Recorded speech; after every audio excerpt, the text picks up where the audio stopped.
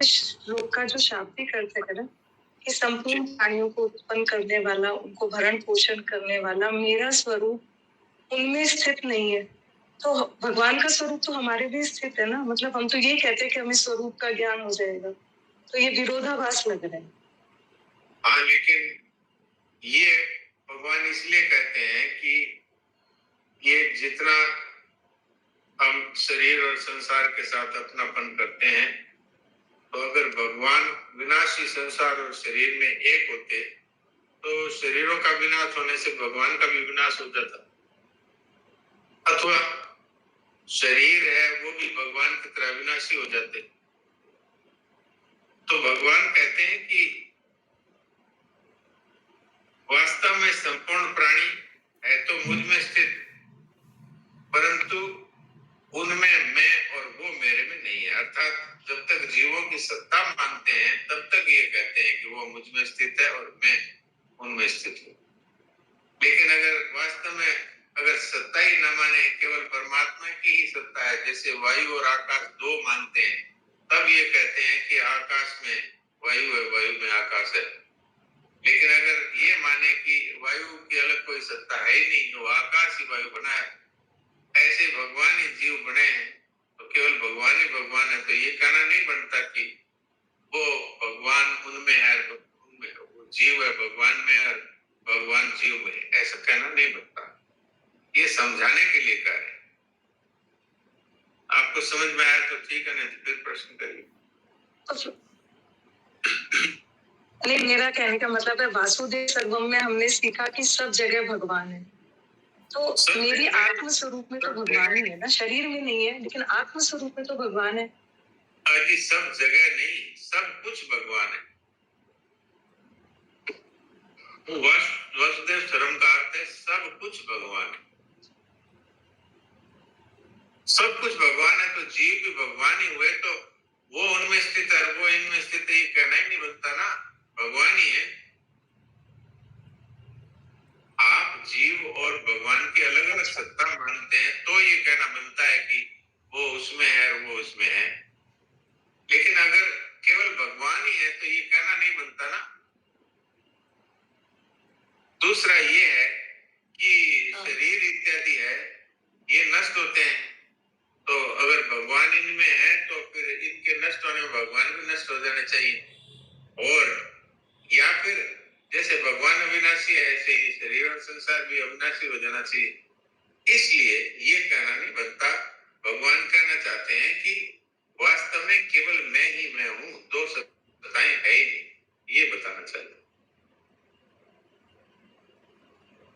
नहीं समझ में आता तो इतना मान ले, एक भगवान ही जीव बने, बस तो आ जाएगा सब। हाँ, मतलब अभी तक सब समझ में आने की कोशिश हो रही थी, पर इस श्लोक ने कंफ्यूजन डाल दिया, इसलिए दिक्कत हो गई। इसको आप गहराई से पढ़ेंगे तो ये अब यही है कि इस श्लोक पे ध्यान नहीं देके हाँ, तो अभी के लिए तो हम ये समझ सकते हैं सब कुछ भगवान है, जो चल रहा है वो एकदम सही चल रहा है। हाँ, जैसे यहाँ पे उदाहरण भी दिया है कि संसार में परमात्मा है और परमात्मा में संसार है, तथा परमात्मा संसार में नहीं है और संसार परमात्मा में नहीं है। कैसे? अगर जल और तरंग की अलग अलग सत्ता मानी जाए तो तरंग में जल है और जल में तरंग है, लेकिन वास्तव में एक जल को छोड़कर तरंग है ही नहीं। केवल जल की सत्ता माने तो फिर ये कहना नहीं बनता कि जल में तरंग और तरंग में जल है। ये जल है, एक ही है दोनों, इसी तरह एक ही चीज है। तो इसलिए परमात्मा के सिवाय कोई सत्ता मानते हैं तब ये कहना पड़ता है कि संसार में परमात्मा और परमात्मा में संसार है, और न परमात्मा संसार में न संसार परमात्मा। ये बात, ये जल और तरंग से आप अगर समझ पाए तो इसमें दिया हुआ है, थोड़ा अच्छी तरह से आप पढ़ेंगे तो समझ में आ जाएगा। नहीं आए तो फिर एक बार फिर प्रश्न करिएगा। हाँ, मैंने इसको बस 2-3 बार मैंने इसको पढ़ के देख लिया, तभी प्रश्न किया, पर वो कंफ्यूजन बस वही हो गया था कि वासुदेव सर्वम में तो मेरे स्वरूप में भी तो भगवान होने चाहिए ना, फिर वो ये क्यों कह रहे कि मैं उनके स्वरूप में नहीं, तो अब समझ आ गया। तो भगवान ही तो रह गए, फिर कहाँ संसार और जीव रहा। भगवान कहते हैं मैं ही सब कुछ बनाऊं, तो ये कहना नहीं बनता कि संसार में मैं हूं और मेरे में संसार है, ये कहना नहीं बनता। एक भगवान ही है जो सब कुछ बन गए हैं। हाँ तो दो सत्ताएं हो तब हाँ कहना जी, पड़ता हाँ जी, राम जी। महाराज जी राम राम राम। महाराज जी, ये करने में सावधान और होने में प्रसन्न है, ये महाराज जी मेरे को बहुत स्पष्ट नहीं हो पा रहा है। करने में सावधान थोड़ा सा स्पष्ट महाराज जी। ये तो बहुत सरल है, आपके क्यों कंफ्यूजन हुआ। अब देखिए, हमारा जिम्मेवारी क्या है कि हम वो न करें जो शास्त्रों में मना किया गया, अथवा जिससे भगवान नाराज होते हैं, वो हमें नहीं करना है। अब आप ये कहो कि हाँ हम करने में तो सावधान है, लेकिन मैं तो जा तो रहा हूँ मंदिर और रास्ते में मेरा एक्सीडेंट हो गया, मेरी टांग टूट गई, तो फिर होने में तो मेरी तो उल्टे, मैं तो भगवान की तरफ जा रहा था मंदिर की तरफ और मेरी टांग टूट गई, तो हम प्रसन्न नहीं होते ना होने में कि ये क्यों हो गया। लेकिन भगवान कहते हैं कि ये तुम्हारा अभी मंदिर जाने के कारण से टांग नहीं टूटी है, ये तुम्हारे पिछले जन्म का कोई ऐसा अपराध था जिसकी वजह से टांग टूट गई, और तुमने ये सोच लिया कि भगवान की तरफ चलने से टांग टूटी।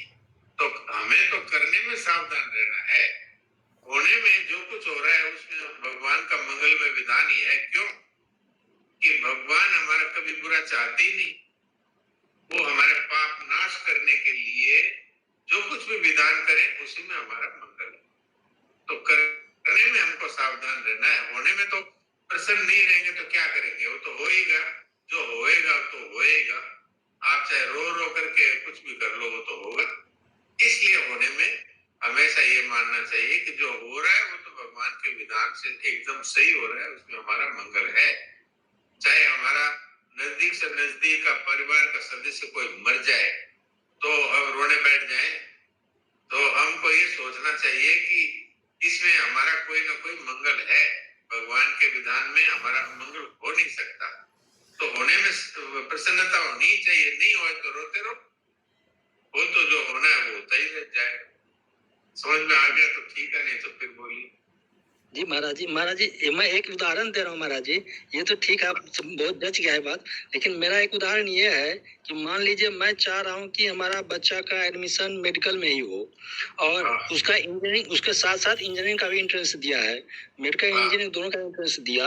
अब उसमें जाके इंजीनियरिंग का इंट्रेंस में उसका रैंक अच्छा आ रहा है और मेडिकल का इंट्रेंस में उसका रैंक लो आ रहा है, तो अब उस टाइम पे हम उसको इंजीनियरिंग में एडमिशन डाल दें या मेडिकल में फिर अगले साल के लिए प्रतीक्षा करें? नहीं, उसको इंजीनियरिंग में डाल देना चाहिए, क्योंकि भगवान का विधान तो ये है, उसमें मंगल है उसका। अब आप अपनी इच्छा पूरी करना चाहते हैं तो उसमें आपका मंगल नहीं होगा, कुछ अमंगल ही होगा। ये तो भगवान का स्पष्ट संकेत है, और मेरे से पूछे तो भी मैं यही कहता हूँ। मैं तो डॉक्टर के कंडीशन भुगत चुका हूँ, इसलिए मुझे पता है जी। तो मैं इसी को होने में प्रसन्नता बोलेंगे, हो गया इस तरह से, तो इसी